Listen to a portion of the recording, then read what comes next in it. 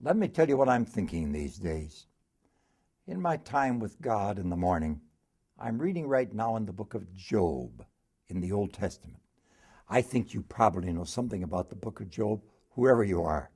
It's the story, at beginning and end, of a man who was one of the great men of the East in ancient times.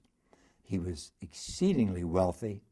He was exceedingly honorable, and he was a devoutly good human being.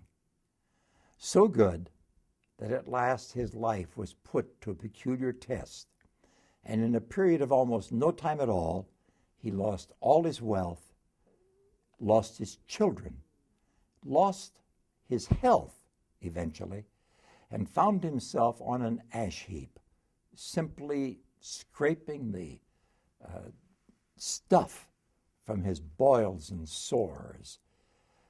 And then 3 friends came to see him. The 3 friends sat for 7 days and didn't say a word. And then they began to talk with him. We called them often, in common parlance, Job's comforters. And when you hear that phrase, that it has become a derogatory phrase. A Job's comforter is somebody who tries to cheer you up and ends up making you feel worse, because that's precisely what they did. Their minds were right. They wanted to do right by Job, but like a lot of people, instead of listening carefully to Job's pain, they chose instead to give Job advice and to preach to Job a little bit.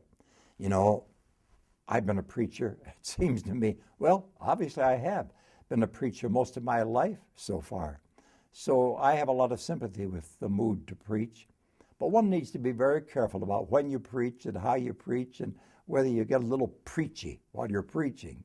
It's possible, to preach without getting preachy about it. Job's friends were preachy as they talked with Job. We speak in answer to all of this by describing Job with the phrase, the patience of Job. Now, I don't know what your idea of patience is. I think most people, when they speak of patience, think of that quality of not getting irritated easily, of not getting anxious when the stoplight changes and the person ahead of you doesn't start up his or her automobile as quickly as he should. Someone says, I get impatient. Or someone else says that their boss or maybe their children or their spouse or their in-laws test their patience. They mean that patience as the opposite of being irritated. But of course, patience as a biblical subject is bigger than that. Patience is in its own way an expression of faith, because the kind of patience the Bible makes much of is the patience not for a momentary test, but a patience for the long haul of life, that you're willing to wait for things to work out. That's patience that expresses faith. But that kind of patience isn't necessarily a tranquil mood. It doesn't necessarily mean that you just lie down and take things as they are. If it is, then the patience of Job is a badly mistaken term.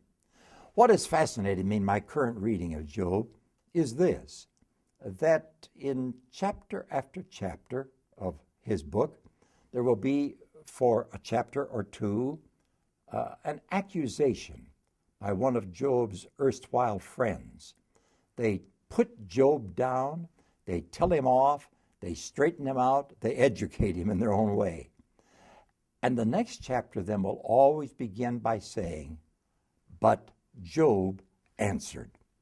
I find it appearing again and again in the translation I'm currently reading. Job's extra speech always comes out with the same beginning, but Job answered.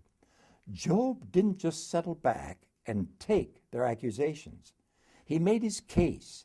He made it before his friends. He made it before God. He made it before life itself.